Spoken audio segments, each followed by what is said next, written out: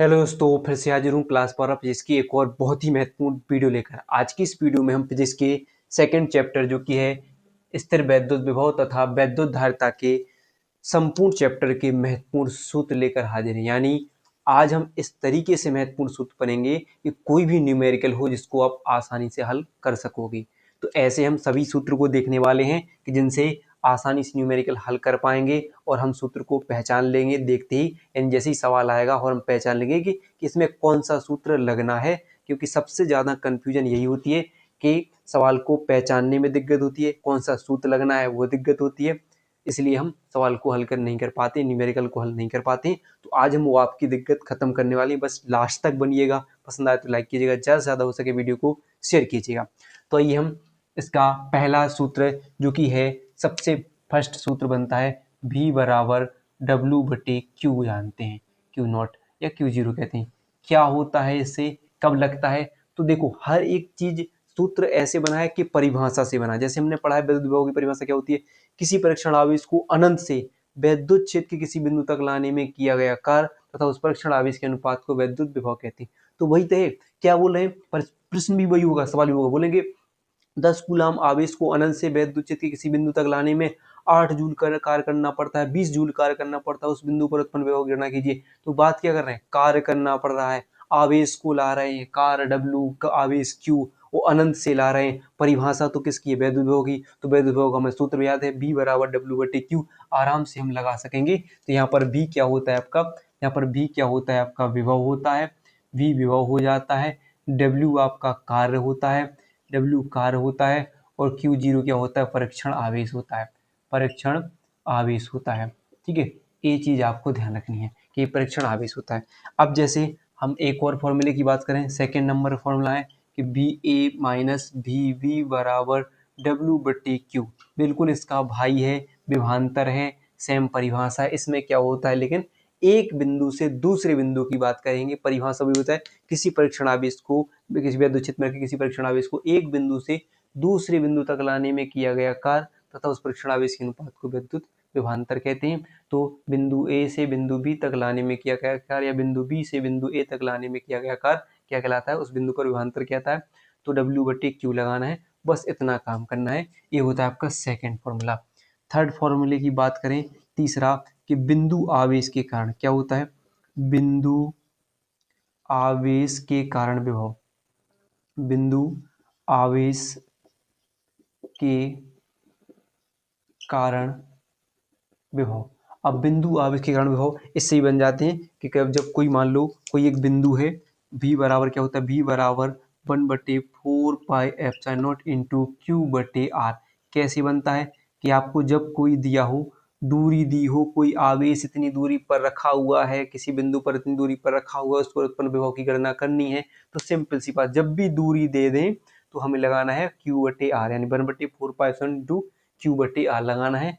इतना आवेश मान देंगे, R दूरी देंगे, और दूरी हमेशा छोटी इकाइयों में, जैसे मान लो बड़ी इकाई बनना है, बड़ी इकाइयों में बनाना है, जैसे बोले सेंटीमीटर में देंगे तो हमेशा हमें मीटर में बना के रखना है, क्योंकि हमेशा हमें छोटी इकाइयों में देंगे। जैसे हम आपको बोले कि माइक्रो, तो 1 माइक्रो बराबर 10⁻⁻⁶, बोलेंगे 10 माइक्रो कूलाम है, तो हमको उसको कूलाम में बनाना है। क्या करेंगे, 10 × 10⁻⁶ करेंगे, तो इसको कूलाम में 1 माइक्रो बराबर 10⁻⁶, 1 मिली बराबर 10⁻⁻3, 1 नैनो बराबर 10⁻⁻9, 1 पीको बराबर 10⁻⁻12, 1 किलो बराबर 10⁻3, ऐसे 1 सेमी बराबर 10⁻⁻2। ये चीज़ों से गुणा करना है। हमें इन दूरियों में माइक्रो में देंगे, कूलाम में बनाना 10⁻⁻6, नैनो में देंगे 10⁻⁹ से गुणा करना है, पीको में देंगे 10⁻12 से करना है, सेमी में देंगे 10⁻2 से करना है। चीज़ें दूरी सेमी में देंगे, सबकी बात ध्यान रखना है आपको, तो ये लगाना है। फिर तीसरा, चौथा आता है अक्षीय स्थिति में विभव। अक्षीय स्थिति में, अक्षीय स्थिति में विभव, अक्षीय स्थिति में विभव क्या होता है वो देखने की। क्या होता है अक्षीय स्थिति में विभव का सूत्र, तो आप जानते हो कि V बराबर 1/4πε0 इंटू P/R²। क्या होता है, P/R² होता है, वो खुद कहेंगे। यहाँ पर P क्या होता है आपका, P बराबर होता है वैद्युत द्विध्रुव आघूर्ण, वैद्युत द्विध्रुव वैद्युत द्विध्रुव आघूर्ण, वैद्युत द्विध्रुव आघूर्ण होता है। बस वे खुद बोलेंगे कि किसी वैद्युत द्विध्रुव इतनी दूरी, वैद्युत द्विध्रुव होता क्या है कि हमने पढ़ा है कि किसी मतलब कोई ऐसा वैद्युत परिपथ जिसमें दो आवेश, विपरीत प्रकार के आवेश एक दूसरे से अल्प दूरी पर रखे हों, दोनों आवेशों में से कोई एक आवेश और उन दोनों आवेशों के बीच की अल्पतम दूरी गुणनफल को वैद्युत द्विध्रुव आघूर्ण कहते हैं। तो वो देंगे कि किसी भी निकाय का किसी वैद्युत क्षेत्र में इतना वैद्युत द्विध्रुव आघूर्ण रखा गया है, उस बिंदु इतनी दूरी पर रखा गया है, उस बिंदु पर उत्पन्न विभव की गणना कीजिए। तो डायरेक्ट ध्यान रखना में अक्षीय स्थिति में विभव, जब भी द्विध्रुव आघूर्ण की बात करें तो P लगा देना है, केवल आवेश और दूरी की बात करें तो Q/R लगाना है, और वे बिंदु एक बिंदु से दूसरी बिंदु की बात करें विभव के लिए तो W/Q0 लगाना है, और केवल अनंत से बात करें तो W/Q0 लगाना है। ठीक है, इतनी बात आपको ध्यान रखना है। और निरक्षीय स्थिति में पांचवी कंडीशन की बात करें तो निरक्षीय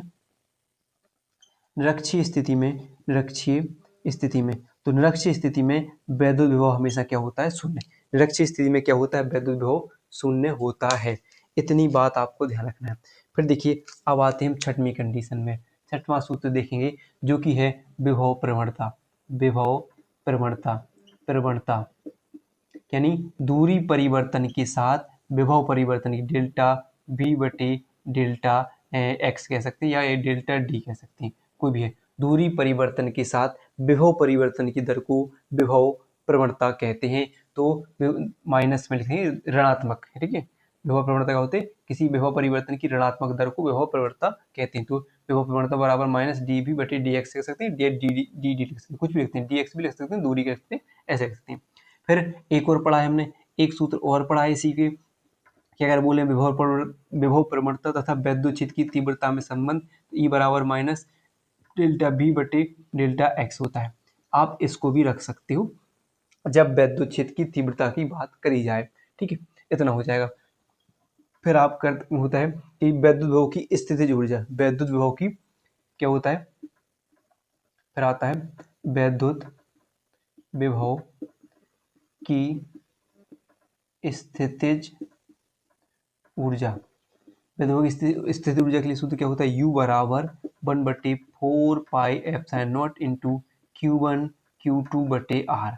क्या होता है, Q1 Q2/R हो जाता है। ठीक है, तो अब भी कब कहेंगे कि जब भी खुद बोलेंगे कि दो आवेश इतनी दूरी पर रखे हुए हैं, उन दोनों आवेशों पर लगने वाले वैद्युत विभव की गणना कीजिए, उत्पन्न पर उन पर स्थितिज ऊर्जा की गणना कीजिए, यानी वैद्युत विभव की स्थितिज ऊर्जा की गणना कीजिए। हमें इतना आपको ध्यान रखना है। फिर आपसे देखिए 9वां प्रश्न पूछा जाएगा कि मान लीजिए विद्युत क्षेत्र में, बाह्य विद्युत क्षेत्र में रखे, ऐसे आएगा कि बाह्य विद्युत क्षेत्र में रखे वैद्युत द्विध्रुव को थीटा कोण पर घुमाने में किया गया कार्य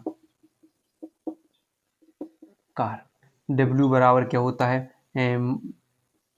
PE ब्रैकेट में 1 माइनस कॉस थीटा। ठीक है, क्या होता है, PE 1 माइनस कॉस थीटा हो जाता है। फिर देखिए अगला बनता है 10वां। ठीक है, ये तो सब जानते हो कि P द्विध्रुव हो जाएगा और E क्या होगा, वैद्युत क्षेत्र की तीव्रता होगा, 1 माइनस क्या हो जाएगा, कॉस थीटा। अब चलिए देखते हैं 10वां बनता है। 10वां क्या कहता है, 10वां अधिक संधारित्र की धारिता C बराबर Q/V। क्या होता है, C बराबर Q/V। यहाँ पर C क्या होगी, आपकी धारिता होगी, C क्या होगी, धारिता होगी, V आप जानते हो आपका विभव होगा, और Q क्या होगा, आवेश होगा।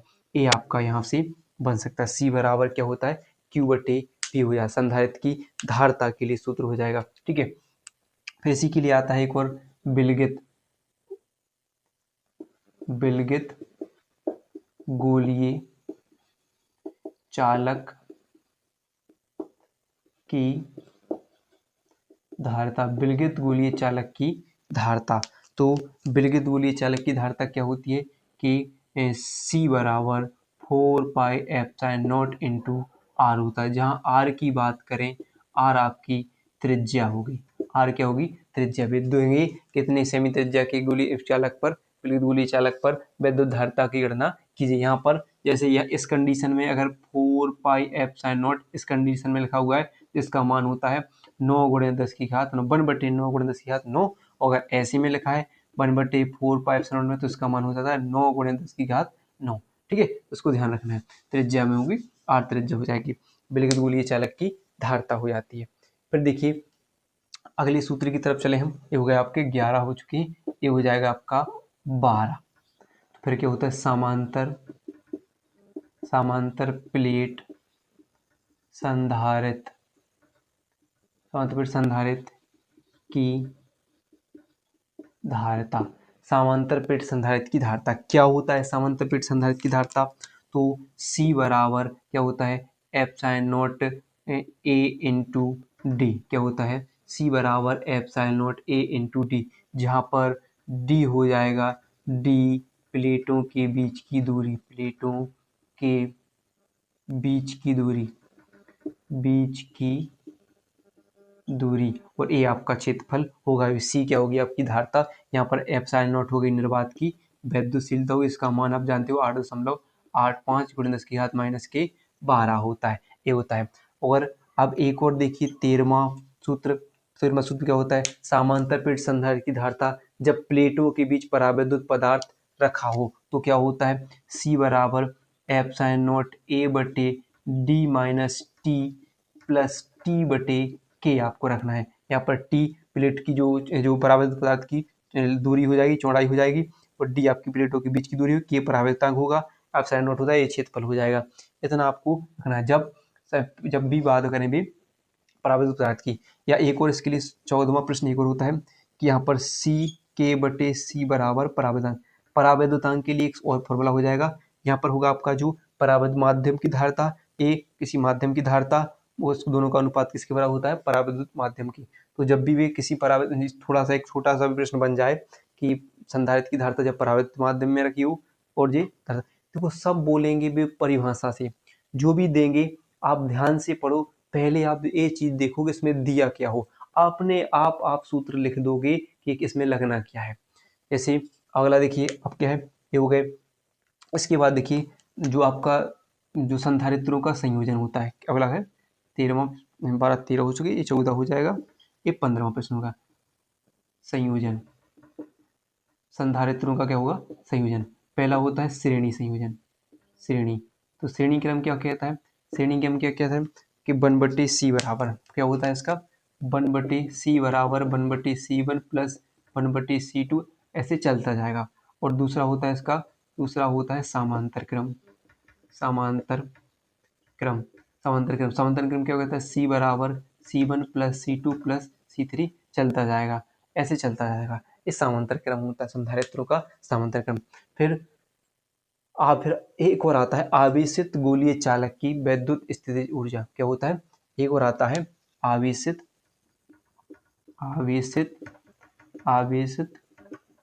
चालक की, ऐसे आवेशित चालक की स्थितिज ऊर्जा यानी एक और फॉर्मूला होता है U बराबर 1/2 क्यू स्क्वायर बटे सी, या होगा U बराबर 1/2 CV स्क्वायर। ये मोस्ट इम्पोर्टेंट है, इससे न्यूमेरिकल जरूर बनते हैं। ठीक है क्या होगा ये, ठीक है तो ये होगा इतना हो जाएगा। यहाँ पे से कहते हैं आवेशित संधारित्र की, ऐसे भी लिख सकते हैं आवेशित संधारित्र की स्थितिज ऊर्जा, ऐसे भी कह सकते हैं आवेशित संधारित्र की स्थितिज ऊर्जा। यहाँ पर ये थी क्या कौन सी थी हमने लिखा था, हाँ एक विद्युत विभव की स्थितिज ऊर्जा थी, ये आवेशित संधारित्र की स्थितिज ऊर्जा हो जाएगी। ठीक है इतना हो जाता है। इतना भी आप लिख सकते हो कि U बराबर 1/2 CV भी लिख सकते हो। ठीक है इतना भी हो जाएगा। तो ये फॉर्मूला बन जाते हैं जैसे बनाओगे, इतना आपको लिख लेना है। तो इतने सूत्र अगर आप इस चैप्टर के ध्यान रखते हो, आराम से आप इन्हीं में से जो भी न्यूमेरिकल आते हैं वो इन्हीं में से आते हैं। सबसे इम्पोर्टेंट की बात करें जो मैं बताने वाला हूँ इम्पोर्टेंट, तो आप सबसे इम्पोर्टेंट जान लीजिए। एक तो फर्स्ट वाला, इससे भी इन दो से बन जाते हैं, छोटे छोटे बन सकती हैं।